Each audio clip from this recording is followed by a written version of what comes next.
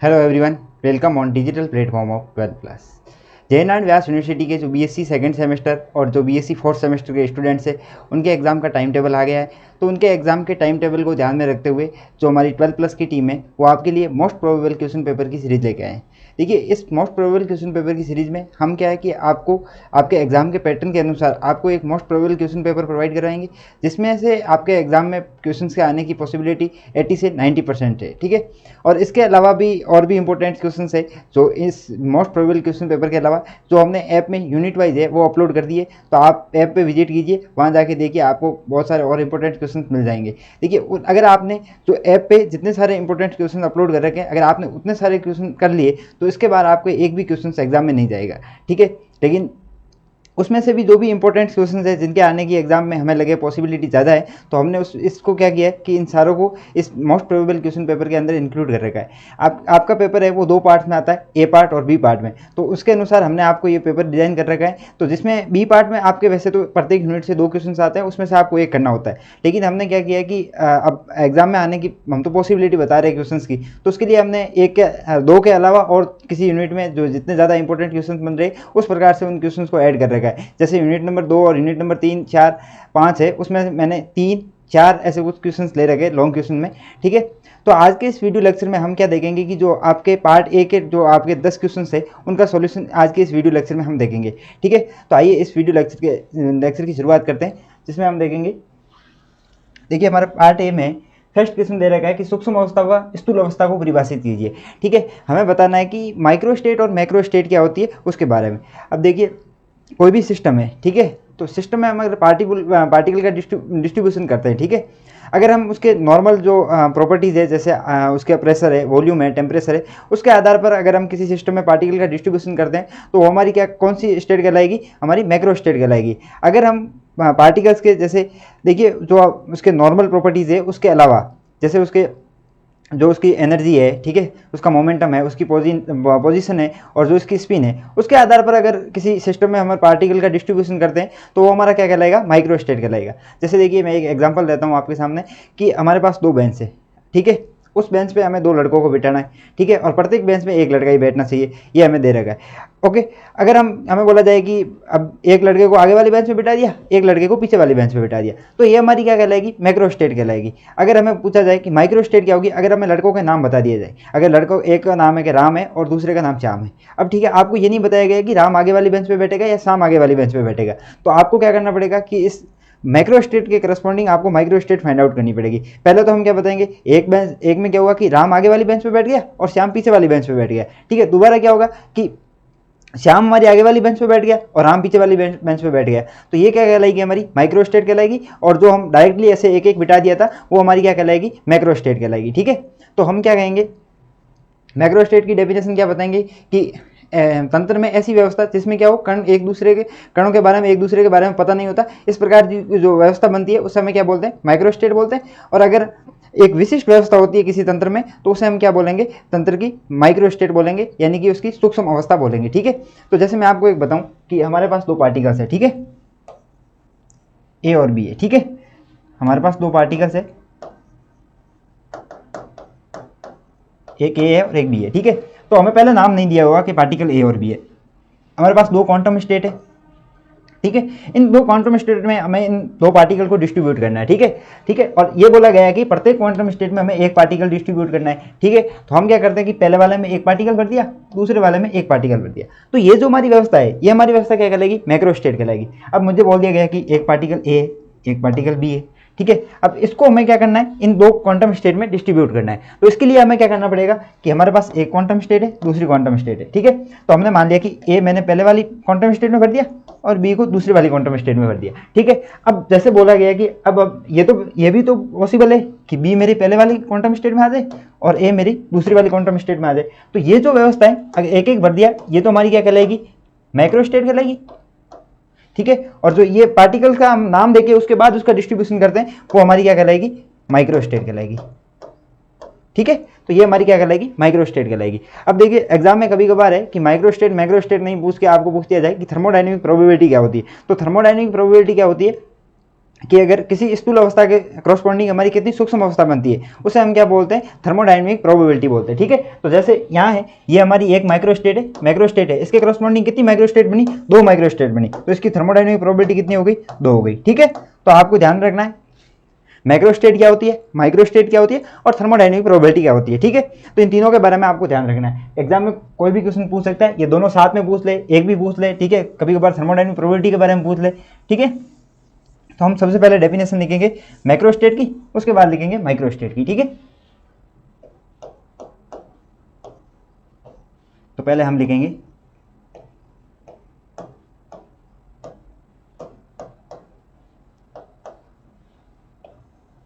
Microstate. ठीक है, तो माइक्रोस्टेट क्या होता है,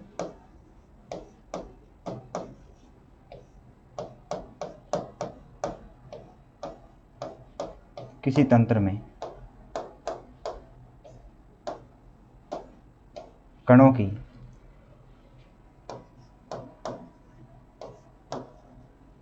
एक दूसरे से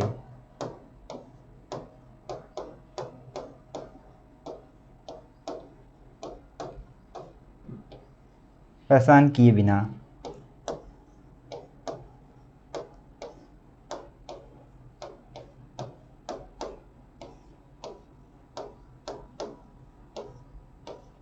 उनकी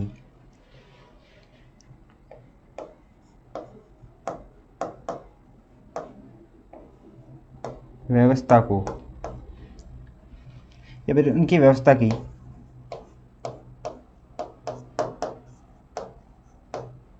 संख्या को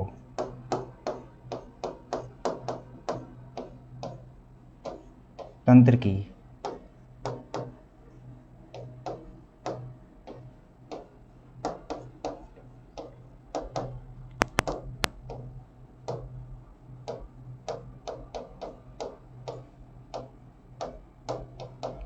स्थूल अवस्था कहते हैं। ठीक है, तो देखिए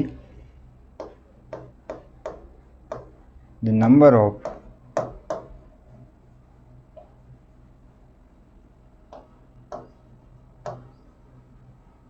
the arrangement of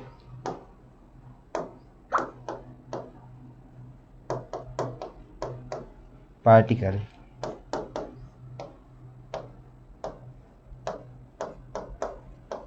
in a system without distinguishing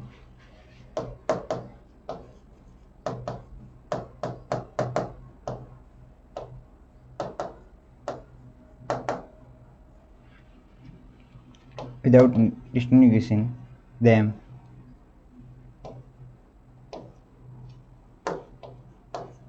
from one another is known as microstate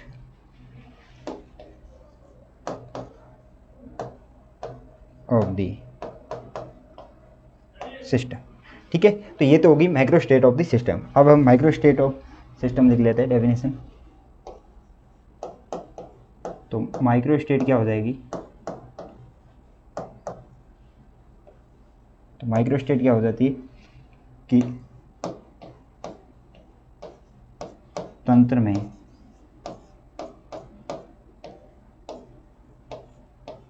कणों की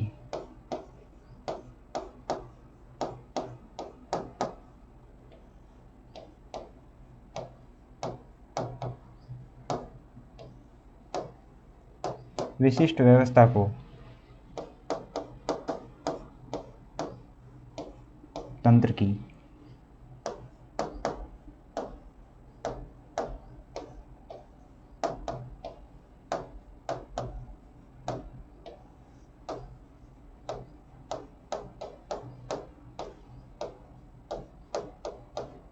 सूक्ष्म अवस्था कहते हैं। ठीक है, तो disconnect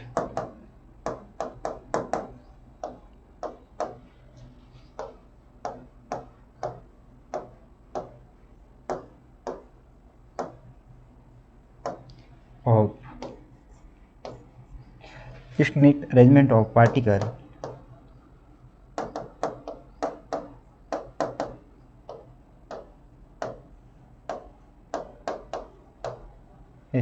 in a system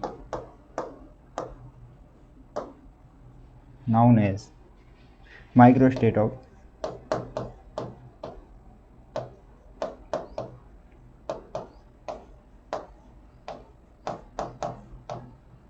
system. ठीक है, तो देखिए बेसिकली अगर फिजिक्स की लैंग्वेज में बोले तो क्या कहना है कि मैक्रोस्टेट क्या होती है कि उसके जो अगर किसी सिस्टम में हमें पार्टिकल का डिस्ट्रीब्यूशन करना है तो उसके नॉर्मल जो प्रॉपर्टीज़ होती है, जैसे उसका प्रेशर क्या है, वॉल्यूम क्या है और टेम्परेचर क्या है, इसके आधार पर अगर हम डिस्ट्रीब्यूशन कर रहे हैं तो वो हमारा क्या कहलाएगा, मैक्रोस्टेट कहलाएगा। और अगर उसके जो इंटरनल प्रॉपर्टीज़ है, जैसे स्पिन है, उसकी एनर्जी है, मोमेंटम है, पोजिशन है, उसके आधार पर अगर पार्टिकल का हम डिस्ट्रीब्यूशन कर रहे हैं किसी सिस्टम में तो वो हमारा क्या कहलाएगा, माइक्रोस्टेट कहलाएगा। ठीक है, और थर्मोडायनेमिक प्रॉपर्टी क्या होती है, ठीक है, तो वो क्या होती है कि किसी मैक्रोस्टेट के करस्पॉन्डिंग हमारी कितनी माइक्रोस्टेट बन रही है उसे क्या बोला जाता है, थर्मोडायनेमिक प्रोबेबिलिटी बोला जाता है। ठीक है, तो अब देखिए नेक्स्ट क्वेश्चन पे चलते हैं। नेक्स्ट क्वेश्चन है कि मानक विचलन को परिभाषित कीजिए। ठीक है, तो हमें बताना है कि स्टैंडर्ड डेविएशन क्या होता है। अब देखिए स्टैंडर्ड डेविएशन क्या होता है कि कोई भी हमारी फिजिकल क्वांटिटी है, ठीक है, तो उस फिजिकल क्वांटिटी का अब उसके अपने औसत मान के आसपास का जो कितना डेविएशन हो रहा है, ठीक है, उसका कितना विचलन हो रहा है, उसका माप होता है, उसे हम किससे देते हैं, स्टैंडर्ड डेविएशन से दिया जाता है। ठीक है, तो अब देखिए जैसे मैं एग्जांपल के तौर पे बात करें तो हमारे पास क्या है कि कुछ 5 दिन का टेम्परेचर है। ठीक है, कभी 41 डिग्री सेल्सियस था, कभी 39 था, इस प्रकार से 4-5 दिन का है, और एवरेज जो टेम्परेचर है वो हमने मान लिया 40 डिग्री सेल्सियस है। ठीक है, 5 दिन का। ठीक है, तो एक दिन उसमें से एक दिन का टेम्परेचर है वो हमारे पास 42 डिग्री सेल्सियस प्राप्त हुआ है। ठीक है, तो अब जो इस 42 डिग्री सेल्सियस का जो औसत टेम्परेचर है, एवरेज टेम्परेचर है, यानी कि जो हमारा 40 डिग्री सेल्सियस है, उससे कितना विचलन हो रहा है, उस विचलन को हम किससे देते हैं, स्टैंडर्ड डेविएशन से दिया जाता है। ठीक है, तो स्टैंडर्ड डेविएशन की डेफिनेशन क्या लगेंगे, किसी भौतिक राशि का अपने औसत मान से जो औसत मान के आसपास जो उतार चढ़ाव होता है उसका क्या होता है, माप होता है, ये मानक विचलन। ठीक है, तो स्टैंडर्ड डेविएशन की डेफिनेशन लिखेंगे यहाँ से,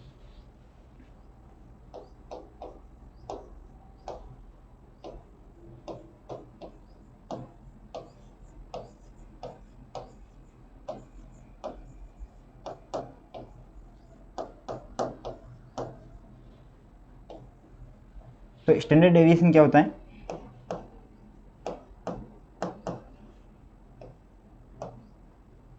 किसी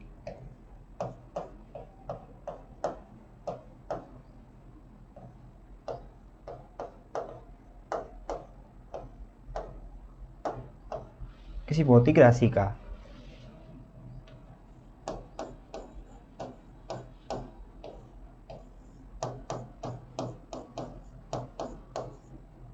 अपने औसत मान के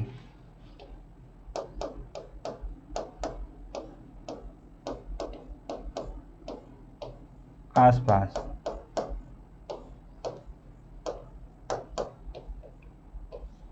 उतार चढ़ाव का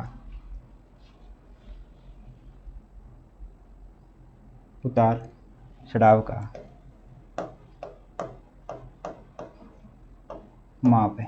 ठीक है, तो स्टैंडर्ड डेविएशन क्या है, किसी भौतिक राशि का अपने जो औसत मान है उसके आसपास के उतार चढ़ाव का क्या होता है, माप होता है, जिसे हम किससे देते हैं, स्टैंडर्ड डेविएशन से दिया जाता है। ठीक है, तो यहाँ से लिखेंगे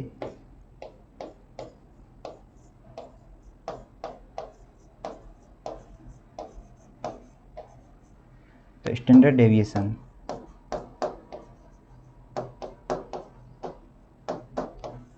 is measure the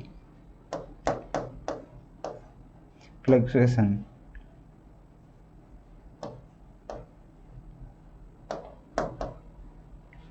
in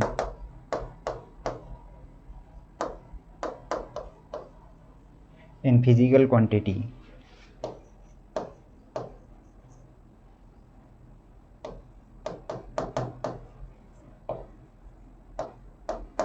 around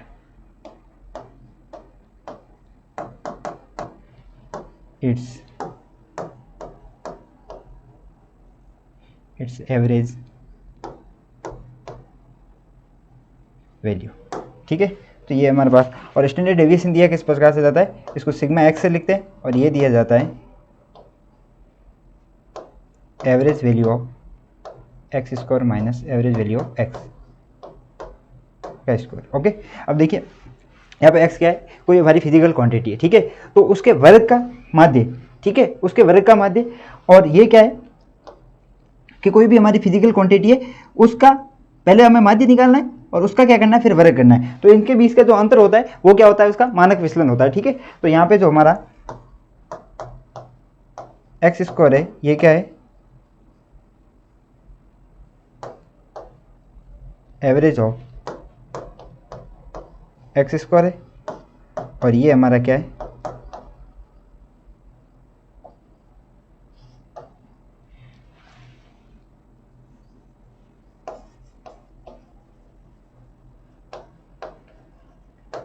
average of x, ठीक है। तो इनमें डिफरेंस है, ठीक है। पहले क्या करना है कि जो हमारी कोई भी फिजिकल क्वांटिटी है, ठीक है, उसका क्या करना है, वर्ग करना है, और उसके बाद उसका माध्य निकालना है, ठीक है। और यहाँ क्या है कि कोई भी हमारी फिजिकल क्वांटिटी है उसका क्या करना है, पहले हमें माध्य निकालना है और उसके बाद क्या करना है, उसका वर्ग करना है, ठीक है। तो ये इनमें डिफरेंस है। तो ये जो इनके बीच में जो डिफरेंस होता है वही हमारा क्या होता है, मानक विचलन होता है, ठीक है। आगे चलते हैं नेक्स्ट क्वेश्चन पे कि उष्मागतिकी का शून्यांकी नियम क्या होता है, ठीक है, जीरोथ लॉ ऑफ थर्मोडायनेमिक्स। देखिए जीरोथ लॉ ऑफ थर्मोडायनेमिक्स क्या है, हमारे पास क्या है कि कोई 3 सिस्टम है, ठीक है, थर्मोडायनेमिक सिस्टम है हमारे पास। तो अब देखिए जो 2 थर्मोडायनेमिक सिस्टम है, मैंने मान लिया कि ए बी और सी 3 थर्मोडायनेमिक सिस्टम है, जिसमें से ए और बी जो थर्मोडायनेमिक सिस्टम है वो तीसरे थर्मोडायनेमिक सिस्टम है जो हमारा सी है उसके साथ क्या हो, थर्मल अलग अलग क्या हो, थर्मल इक्विलिब्रियम में हो, ठीक है। तो उसमें क्या होता है कि अब वो क्या, हम थर्मोडायनेमिक का जो शून्यांकी नियम ये कहता है कि वो ए और बी है वो भी आपस में क्या होंगे, थर्मल इक्विलिब्रियम होंगे। जैसे देखिए आप समझिए कि मेरे पास क्या है, 3 सिस्टम है, ये मेरे पास सिस्टम सी है, ठीक है, और ये इसके बीच में एक दीवार है, ठीक है, और इसके बाद ये मेरा सिस्टम ए है और इनके बीच में एक दीवार है, और ये मेरा सिस्टम है वो मेरा बी है, ठीक है। और इन दो ए और बी के बीच में जो दीवार है वो रुद्रोष्म दीवार है, ठीक है, रुद्रोष्म में, यानी कि यहाँ से कोई भी हीट का आदान प्रदान नहीं होता है, ठीक है। और ये है मेरी ऊष्मापार्थ दीवार, ठीक है, यहाँ से क्या होता है, हीट का ट्रांसफर हो सकता है। तो थर्मोडायनेमिक का जो जीरोथ लॉ है, ठीक है, वो क्या कहता है कि जो ए और बी है, ए और सी है और बी और सी है, ये क्या है, आपस में क्या है, थर्मल इक्विलिब्रियम है, ठीक है, ये आपस में क्या है, थर्मल इक्विलिब्रियम है। तो इनका कहने का मतलब है कि जीरोथ लॉ क्या कहता है, इसका मतलब है जो ए और बी है इनके बीच में भले ही रुद्रोष्म दीवार है लेकिन ये भी आपस में क्या होंगे, एक थर्मल इक्विलिब्रियम में होंगे, ठीक है। यानी कि थर्मल इक्विलिब्रियम का मतलब है कि इनका टेम्परेचर, अगर ऐसे बोला जाए तो नॉर्मली आप ऐसे भी समझ सकते हो कि ए का टेम्परेचर सी के बराबर है और बी का टेम्परेचर भी सी के बराबर है। तो इसका मतलब क्या हुआ कि ए और बी का टेम्परेचर भी क्या होगा, एक दूसरे के इक्वल होगा, ठीक है। तो यहां से हम लिखेंगे जीरोथ लॉ ऑफ थर्मोडायनेमिक्स क्या कहता है,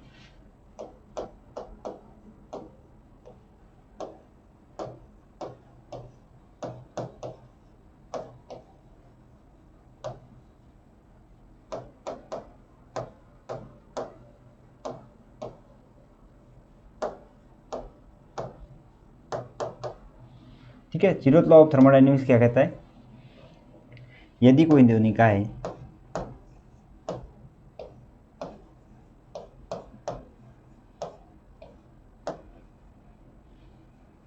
यदि कोई दो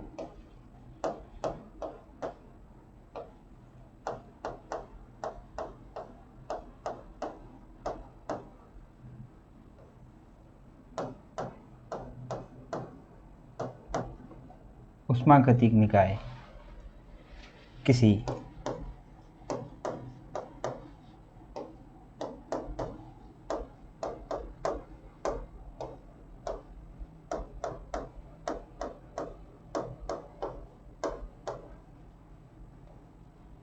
तीसरे ऊष्मागतिक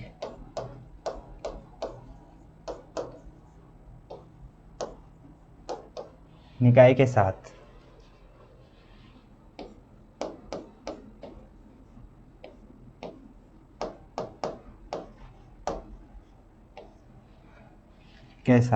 अलग अलग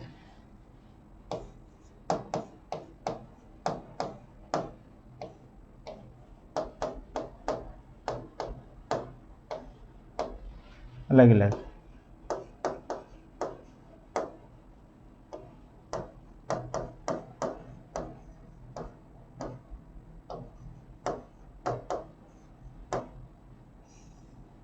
अलग अलग उसमें साम्यावस्था में हैं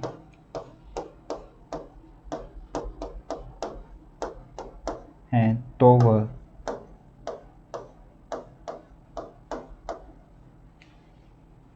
वह निकाय भी एक दूसरे के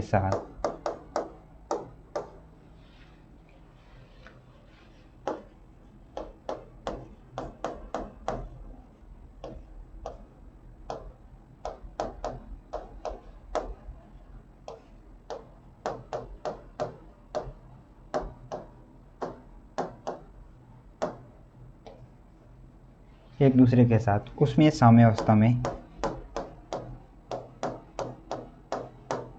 होंगे। ओके, तो ये कहता है हमारे पास थर्मोडायनेमिक्स का जीरोथ लॉ। ठीक है, इसको इंग्लिश में लिख लेते हैं। If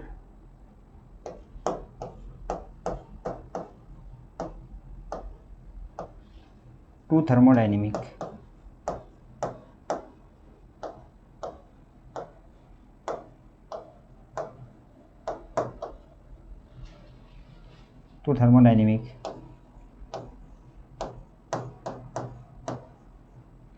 system are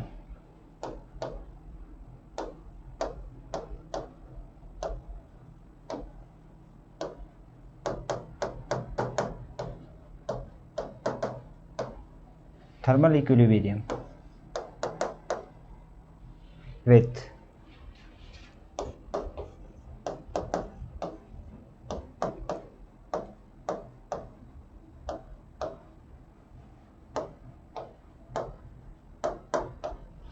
third thermodynamic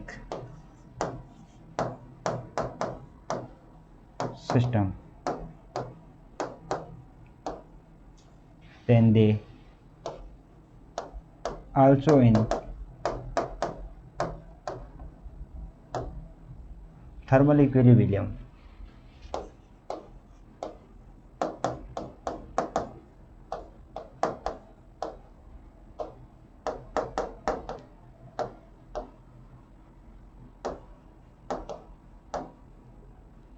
with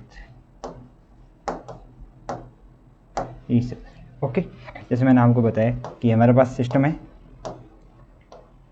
ठीक है, सी है, और ये मेरे पास सिस्टम ए है, ये बी है और ये सी है। ठीक है, तो इनके बीच में, ठीक है, यहाँ से हीट का ट्रांसफर नहीं हो सकता, लेकिन ये दोनों आपस में क्या है, थर्मल इक्विलिब्रियम में। ये दोनों आपस में क्या है, थर्मल इक्विलिब्रियम में। इसका मतलब है कि ये दोनों भी क्या होंगे, आपस में थर्मल इक्विलिब्रियम में होंगे। ठीक है, तो आपको पूछा जाए कि जीरोथ लॉ ऑफ थर्मोडायनेमिक्स क्या बताता है कि यदि कोई दो थर्मोडायनेमिक सिस्टम किसी अलग अलग किसी तीसरे थर्मोडायनेमिक सिस्टम के साथ क्या हो, थर्मल इक्विलिब्रियम में हो, यानी कि उनका टेम्परेचर इक्वल हो, तो क्या होगा कि जो दो हमारे थर्मोडायनेमिक सिस्टम है वो भी आपस में क्या होंगे, थर्मल इक्विलिब्रियम में होंगे। ये कहता है जीरोथ लॉ ऑफ थर्मोडायनेमिक्स। आगे चलते हैं नेक्स्ट क्वेश्चन पे। नेक्स्ट क्वेश्चन है कि कार्नो प्रमेय लिखी। ठीक है, राइट दी कार्नो थ्योरम।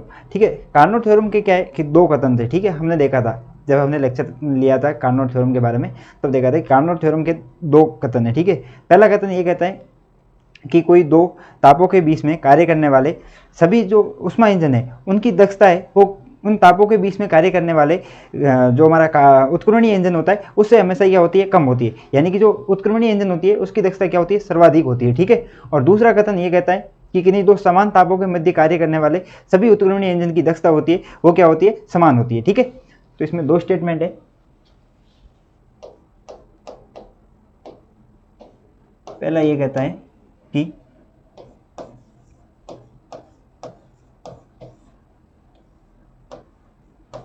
किन्हीं दो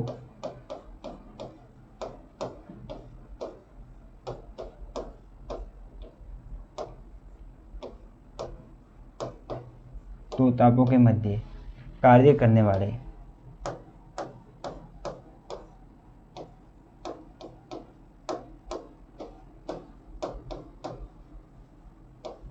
सभी ऊष्मा इंजन की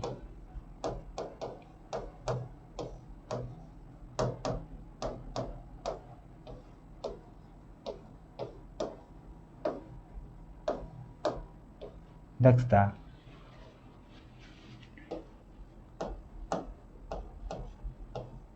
उन्हीं तापों के बीच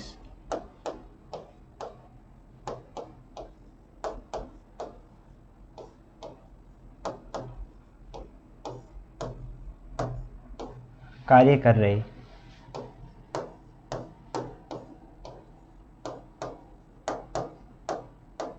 उत्क्रमणीय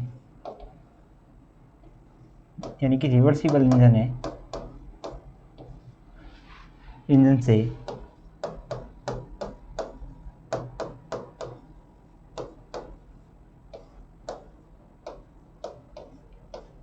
अधिक नहीं।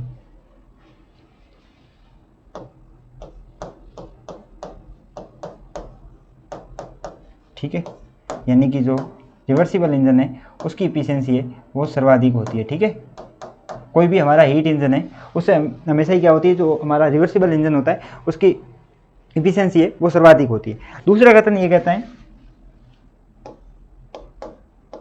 सेकंड है थर्मोडायनेमिक्स का कार्नोट थ्योरम, सेकंड कथन क्या कहता है कि किन्हीं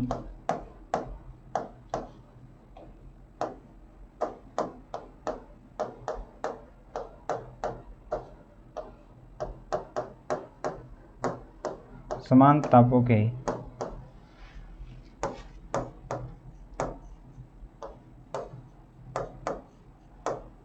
मध्य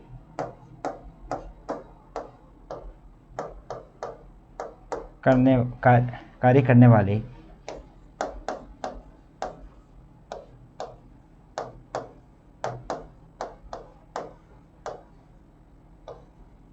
सभी उत्क्रमणीय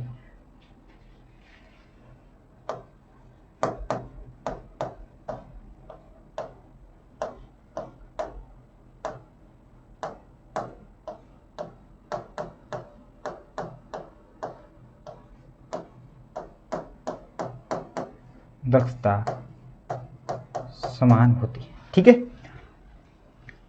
तो कार्नोट इंजन के कार्नोट थ्योरम के दो कथन होते हैं। तो पहला कथन यही कहता है कि किन्हीं दो तापों के मध्य कार्य करने वाले जो सभी ऊष्मा इंजन है उनकी दक्षता है वो उत्क्रमणीय ऊर्जा इंजन होता है उससे हमेशा क्या होगी, कम होगी। ठीक है, तो फर्स्ट कार्नोट थ्योरम ये कहती है। सेकंड कार्नोट थ्योरम ये कहती है कि किन्हीं दो तापों के मध्य कार्य करने वाले सभी जो हमारे रिवर्सिबल इंजन होते हैं उनकी जो इफिशियंसी होती है वो क्या होती है, समान होती है। ठीक है, जैसे किसी भी कार्नोट इंजन की इफिशियंसी है वो दी जाती है नीटा equal to 1 - T2 upon T1 से। ठीक है, ये भी आपको ध्यान में रखना है। ठीक है, क्योंकि कभी बार पूछा जाता है कि कार्नोट इंजन की इफिशियंसी क्या होती है, तो इफिशियंसी का ये फॉर्मूला होता है T2 है जो हमारा पास क्या है, सिंक का टेम्परेचर है, और T1 है वो स्रोत का टेम्परेचर है। ठीक है, तो ये भी आपको ध्यान में रखना है। ओके, और आप अगर इनका प्रूफ भी, जैसे आपको अगर लॉन्ग क्वेश्चन में पूछा जाए कार्नोट थ्योरम क्या होती है, तो आपको क्या कहता है उसमें आपको ये प्रूफ भी करना होता है। ठीक है, तो इनको प्रूफ है, हम वीडियो लेक्चर है 12+ के, उसमें मैंने पूरा करवा रखा है। ठीक है, किस प्रकार से जो हमारे उत्क्रमणीय इंजन की जो दक्षता होती है यानी कि जो एफिशिएंसी होती है वो बाकी किस उष्मा इंजन से किस प्रकार से अधिक होती है उसको पूरा एक्सप्लेन कर रखा है। तो आप वहाँ विजिट कीजिए 12+ के ऐप पे, वहाँ पे आपको वीडियो लेक्चर में ये सारी चीज़ें मिल जाएगी। ठीक है, आगे चलते हैं हम नेक्स्ट क्वेश्चन पे। नेक्स्ट क्वेश्चन में है स्वतंत्रता की कोटि क्या होती है, यानी कि डिग्रीज ऑफ फ्रीडम क्या होती है। ठीक है, डिग्रीज ऑफ फ्रीडम क्या होती है, बेसिकली कि किसी भी जो मैकेनिकल सिस्टम होता है, ठीक है, क्लासिकल में, तो उस मैकेनिकल सिस्टम की जो पोजीशन को डिस्क्राइब करने के लिए हमें क्या करना पड़ता है, किसी एक फिक्स क्वांटिटी की जरूरत होती है। ठीक है, जैसे हम डिग्रीज ऑफ फ्रीडम बोलते हैं। ठीक है, तो जैसे देखिए आपकी भी पोजीशन को डिस्क्राइब करने के लिए, जैसे आप कहाँ पे रहते हो, ठीक है, आपके शहर का नाम, ठीक है, आपके ज़िले का नाम, आपके स्टेट का नाम, इसी प्रकार से मैकेनिकल सिस्टम को डिस्क्राइब करने के लिए उसके लिए भी हमें कुछ जरूरत पड़ती है। ठीक है, जिसे हम क्या कहते हैं, स्वतंत्रता की कोटि कहते हैं, यानी कि डिग्रीज ऑफ फ्रीडम कहते हैं। ठीक है, तो बेसिकली डिग्रीज ऑफ फ्रीडम क्या करते हैं कि कोई भी पार्टिकल है वो कितनी प्रकार से स्वतंत्र गति कर सकता है, उसको हम क्या कहते हैं, डिग्रीज ऑफ फ्रीडम कहते हैं। ठीक है, तो डिग्रीज ऑफ फ्रीडम क्या हो जाएगी,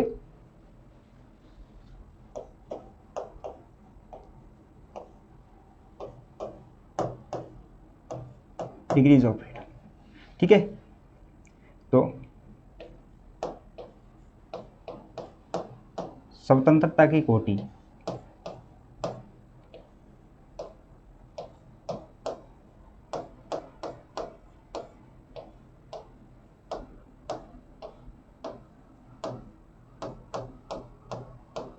स्वतंत्रता की कोटि ये दर्शाती है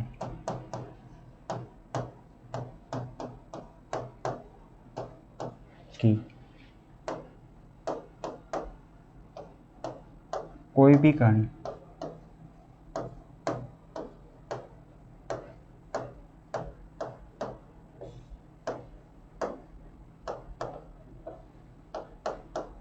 कितने प्रकार से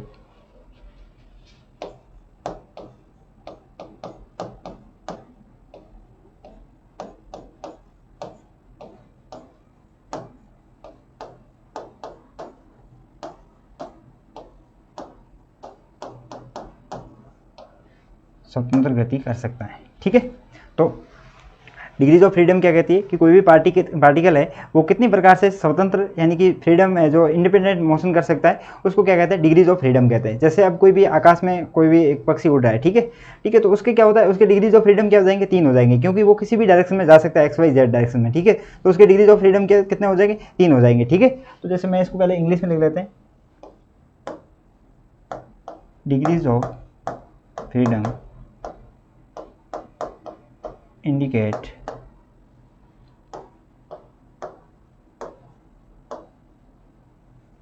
how many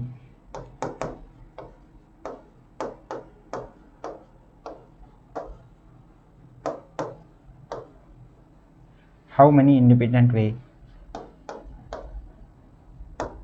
particle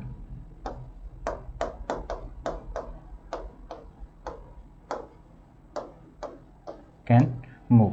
ठीक है, तो वो क्या कहलाती है, डिग्रीज ऑफ फ्रीडम कहलाती है। ठीक है, कितनी प्रकार से वो इंडिपेंडेंट वे में क्या कर सकता है, मोशन कर सकता है। ठीक है, तो देखिए जो हमारा मोनो एटॉमिक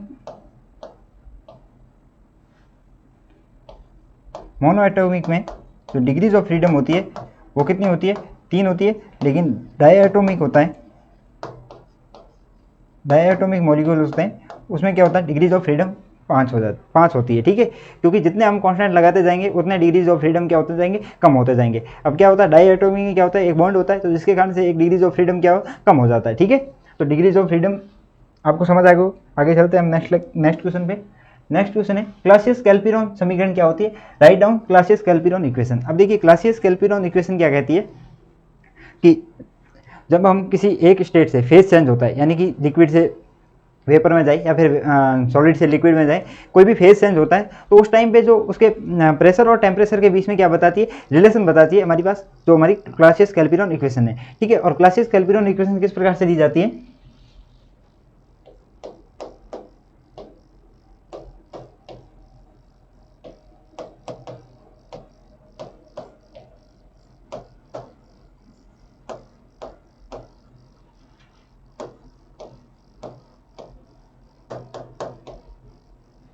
ठीक है, क्लासियस-कैल्पिरॉन इक्वेशन किस प्रकार से दी जाती है,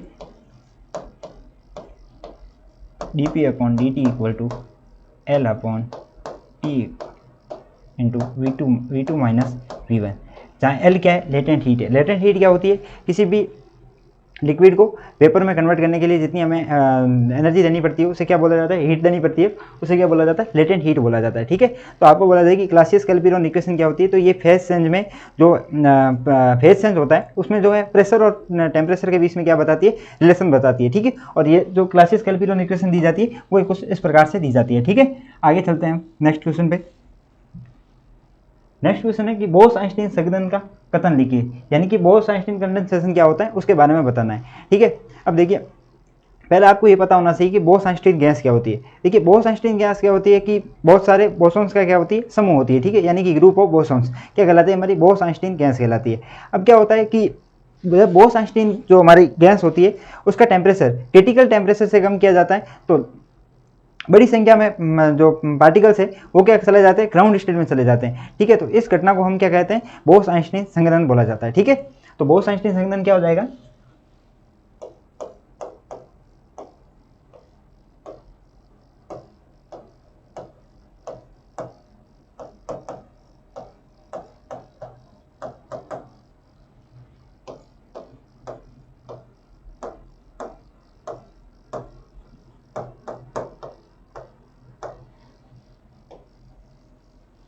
ठीक है, बोस-आइंस्टीन कंडेंसेशन क्या होता है,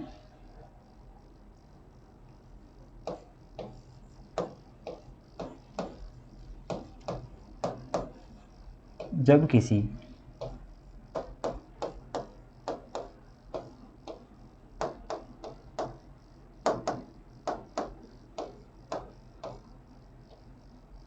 बोस-आइंस्टीन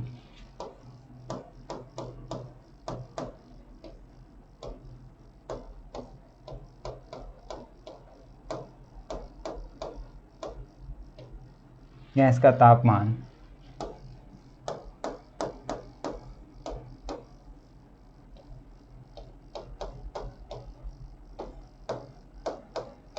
क्रांतिक तापमान से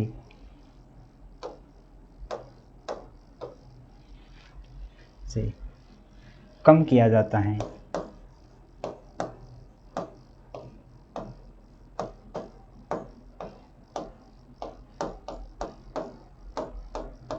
तो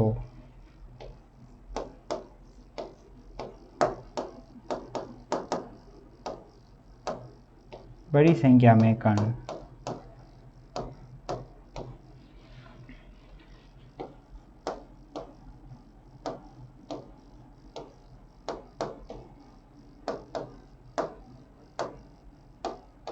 ग्राउंड स्टेट में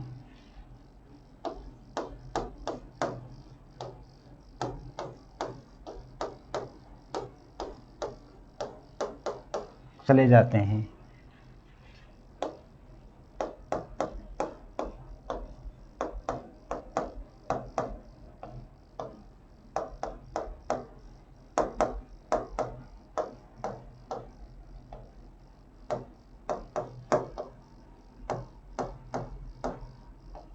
से बोस-आइंस्टीन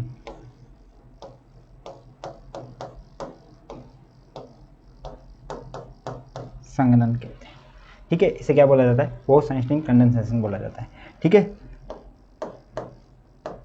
तो temperature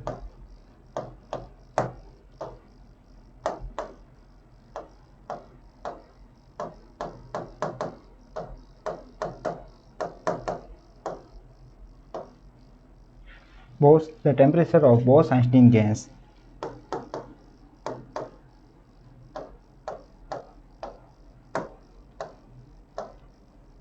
lowered below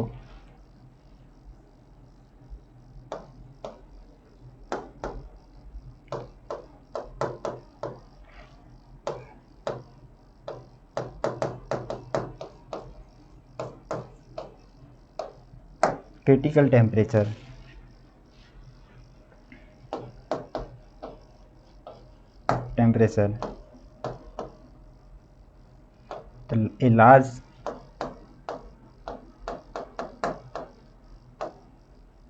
a large friction of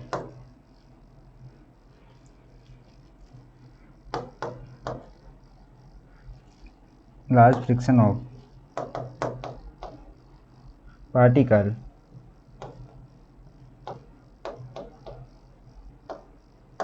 occupy in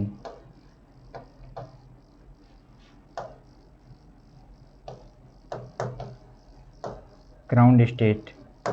ठीक है, these phenomena are called Bose-Einstein condensation. ठीक है, तो बोस-आइंस्टीन कंडेंसेशन क्या होता है कि जब किसी भी बोस-आइंस्टीन गैस का टेम्परेचर अगर हम क्रिटिकल टेम्परेचर से कम कर देते हैं तो उसमें क्या होता है कि जो बहुत बड़ी संख्या में कण क्या होते हैं, ग्राउंड स्टेट में चले जाते हैं। तो इस घटना को हम क्या बोलते हैं? बोस-आइंस्टीन कंडेंसेशन बोलते हैं। ठीक है, तो आई होप ये आपको समझ आएगा। आगे चलते हैं नेक्स्ट क्वेश्चन पे। नेक्स्ट क्वेश्चन से है, ठीक है, पाउली अपवर्जन नियम किन सांख्यिकी पे लागू होता है? ठीक है, तो पाउली का एक्सक्लूजन प्रिंसिपल है वो कौन सी स्टैटिस्टिक्स पे लागू होता है वो हमें बताना है। ठीक है, तो आपको पहले पता होना चाहिए कि हमने पढ़ा था तब एक क्लासिकल पार्टिकल्स होते हैं, एक होता है क्वांटम पार्टिकल्स।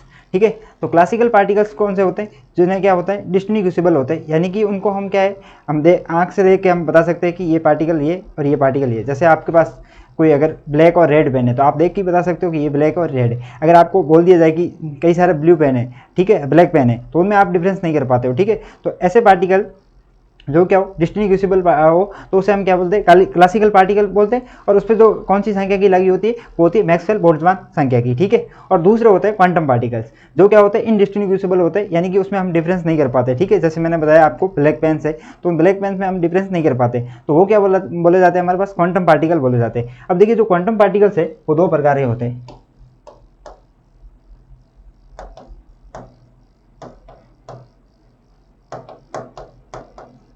ठीक है, एक होते हैं फर्मियंस, दूसरे होते हैं बोसॉन्स। अब देखिए, फर्मियंस में क्या होता है? फर्मियंस में हाफ इंटीजर स्पिन होती है। ठीक है, इनमें क्या होता है?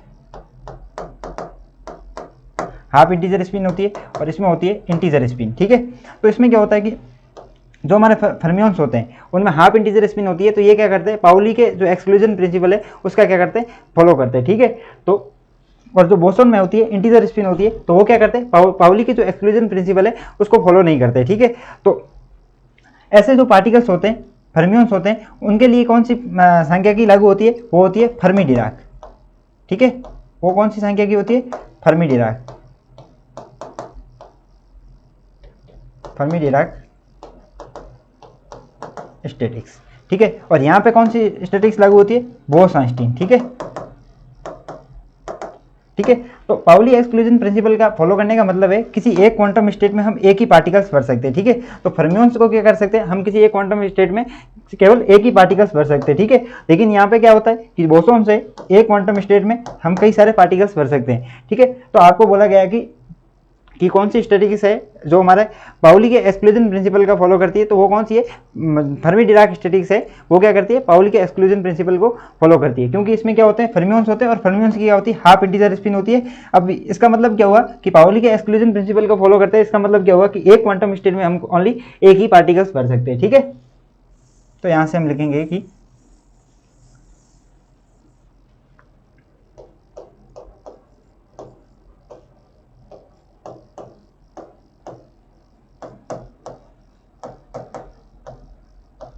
Fermi Dirac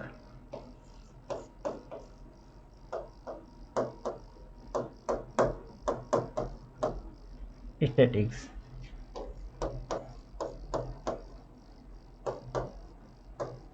follow the Pauli's exclusion।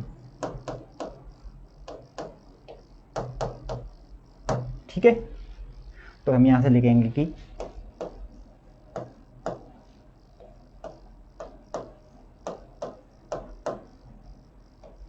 Fermi Dirac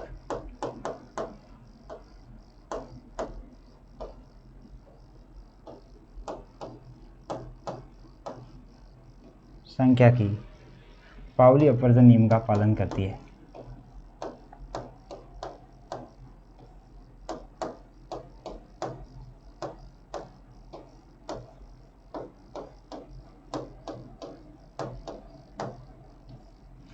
ठीक है,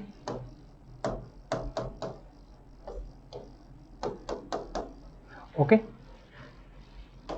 तो आपको बताना है कि कौन सी जो हमारी स्टैटिक्स है वो फर्मी डिराक, जो पाउली एक्सक्लूजन है उसको प्रिंसिपल को फॉलो करती है, तो वो कौन सी होगी, फर्मी डिराक स्टैटिक्स। क्योंकि इसमें क्या होता है कि जो फर्मियंस होते हैं उनकी हाफ इंटीजर स्पिन होती है। ठीक है, लेकिन जो दूसरे होते हैं, जो बोस-आइंस्टीन स्टैटिक्स होती है, उसमें क्या होता है, बोसॉन्स होते हैं और बोसॉन की इंटीजर स्पिन होती है।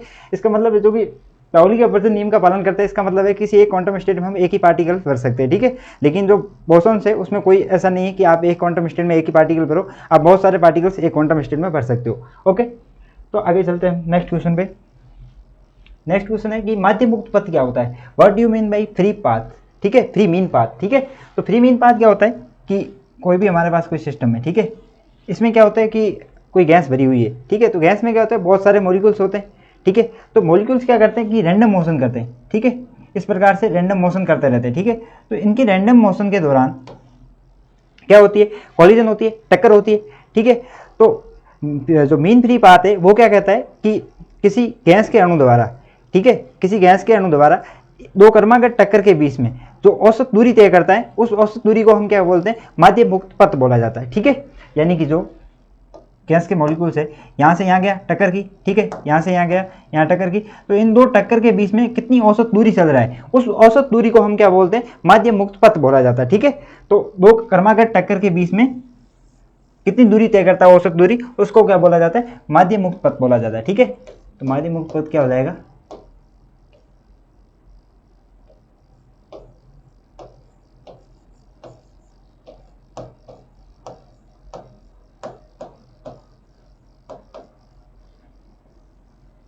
कि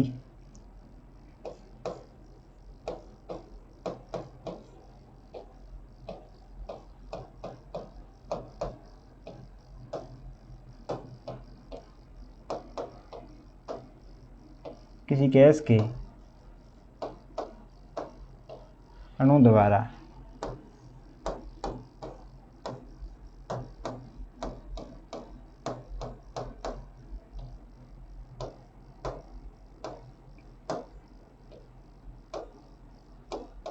क्रमागत टक्कर के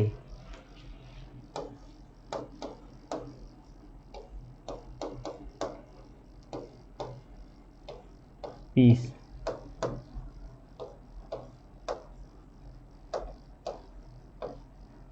तय की गई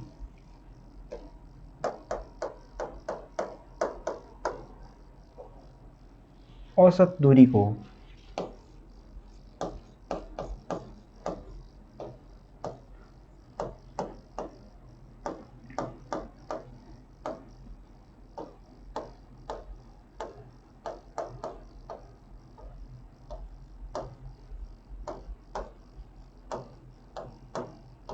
माध्यमुख पथ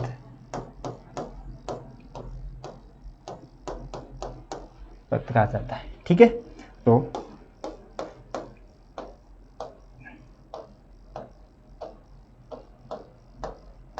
mean free path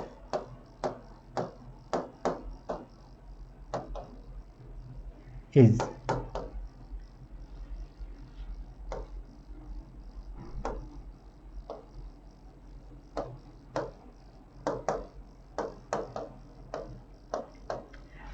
average distance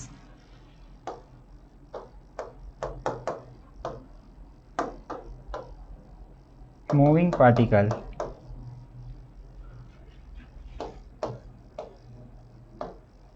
travel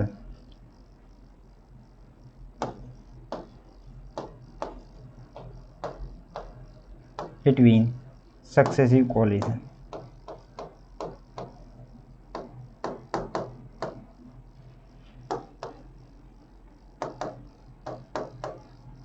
ठीक है, देखिए बेसिकली जो माध्यमिक पथ है उसको लैम्डा से दिया जाता है। ठीक है, तो माध्यमिक पथ है लैम्डा इक्वल टू होता है 1/√2 pi T square N. N क्या है? एन है वो रिप्रेजेंट कर रहा है इकाई आयतन में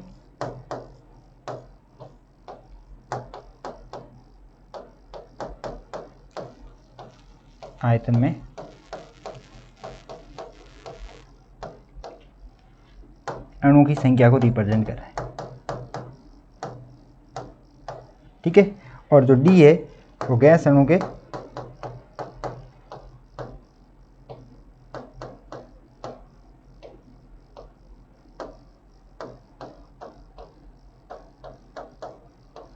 गैस अणु का व्यास है। ठीक है, तो माध्यमिक पथ है वो लैम्डा इक्वल टू दिया जाता है 1/√2 पाई डी स्क्वायर इंटू एन से दिया जाता है। ठीक है, और माध्यमिक पथ बोले तो आपको क्या करना है, क्या बताना है कि किसी गैस के अणु द्वारा दो क्रमागत टक्कर के बीच में औसत तय की गई औसत दूरी को हम क्या कहते हैं? माध्यमिक पथ कहा जाता है। ठीक है, आगे चलते हैं हम नेक्स्ट क्वेश्चन पे। ऋणात्मक ताप क्या होता है? ठीक है, यानी कि नेगेटिव टेम्परेचर क्या होता है? बेसिकली नेगेटिव टेम्परेचर कोई नहीं होता। ठीक है, कभी टेम्परेचर कभी नेगेटिव नहीं हो सकता, लेकिन बेसिकली क्या होता है कि जैसे आपने एंट्रोपी की डेफिनेशन देखी होगी। ठीक है, एंट्रोपी क्या कहती है? dq equal to TdS। Okay, ये होती है। ठीक है, हम प्रूफ भी देखेंगे कि नेगेटिव टेम्परेचर क्यों नहीं होता है। ओके, तो अगर मुझे T फाइंड आउट करना है तो T इक्वल टू क्या हो जाएगा? dq/ds। अगर मैंने बोल दिया कि टेम्परेचर नेगेटिव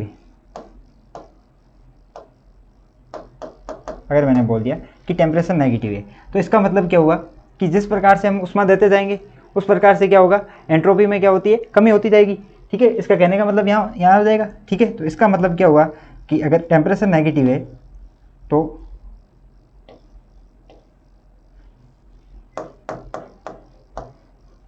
जैसे जैसे हम हीट में वृद्धि करते जाएंगे उसी प्रकार से हमारी एंट्रोपी में क्या होती जाएगी? कमी होती जाएगी। लेकिन ये तो उल्टा हो गया। ठीक है, हमने तो देखा था कि जो नॉर्मली क्या देखते हैं कि जितनी ज़्यादा हीट देंगे उतनी ज़्यादा क्या होगी? जिस तंत्र की एंट्रोपी बढ़ेगी। लेकिन यहाँ क्या हो रहा है कि जिस प्रकार से हम हीट दे रहे हैं एंट्रोपी कम हो रही है। ठीक है, तो यहाँ से हम क्या कह सकते हैं कि नेगेटिव टेम्परेचर है वो कोई एग्जिस्ट करता ही नहीं है। ठीक है, यानी कि कोई टेम्परेचर नेगेटिव हो ही नहीं सकता। ठीक है, क्योंकि नेगेटिव टेम्परेचर होगा तो इसका मतलब क्या होगा कि जिस प्रकार से हम आगे हीट देते जाएंगे उस प्रकार से उस सिस्टम की क्या है? एंट्रोपी कम होती जाएगी। लेकिन बेसिकली एंट्रोपी कभी कम नहीं होती है, हीट देने के साथ साथ एंट्रोपी क्या होती है? बढ़ती है। ठीक है, तो इसका मतलब है कि नेगेटिव टेम्परेचर कोई एग्जिस्ट करता ही नहीं है। ठीक है, तो ये तो हो गए आपके 10 क्वेश्चंस। ठीक है, इसके अलावा क्या है बी पार्ट के क्वेश्चन है, जैसे मैंने यूनिट 2 में जो यूनिट 1 है उसमें 2 इंपॉर्टेंट क्वेश्चन ले रखे, ठीक है। यूनिट नंबर 2 में मैंने 4 इंपॉर्टेंट क्वेश्चन ले रखे।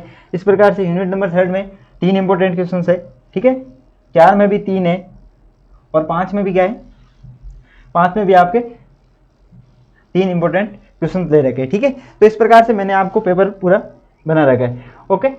और जो आपके ओल्ड सिलेबस के अकॉर्डिंग है वो भी हमने इंपॉर्टेंट क्वेश्चन डाल रखे हैं, क्योंकि आपके सिलेबस के बारे में पता नहीं है भाई अब कौन सा सिलेबस आएगा। पहले वेबसाइट पे अलग सिलेबस अपलोड कर रखा था, बाद में चेंज कर दिया। तो यहाँ देखिए ये ओल्ड सिलेबस के अकॉर्डिंग कुछ इंपॉर्टेंट क्वेश्चन है, ठीक है। तो देखिए इनका जो अब जो बी पार्ट के क्वेश्चन है इनका सॉल्यूशन है वो, ठीक है, हमारे वीडियो लेक्चर है 12+ के, वहाँ पे पूरे अपलोड कर रखे हैं, ठीक है। सारे वीडियो लेक्चर है, वहाँ जाके आप देखिए। अगर किसी भी क्वेश्चंस का इंपॉर्टेंट क्वेश्चंस का आंसर आपको नहीं मिल रहा है तो आप मैसेज कीजिए 12+ के ऐप पे, वहाँ से आपको हेल्प मिल जाएगी, ठीक है। और आई होप जो आज का लेक्चर है वो आपके फाइनल एग्जाम के लिए हेल्पफुल रहे। Thank you so much.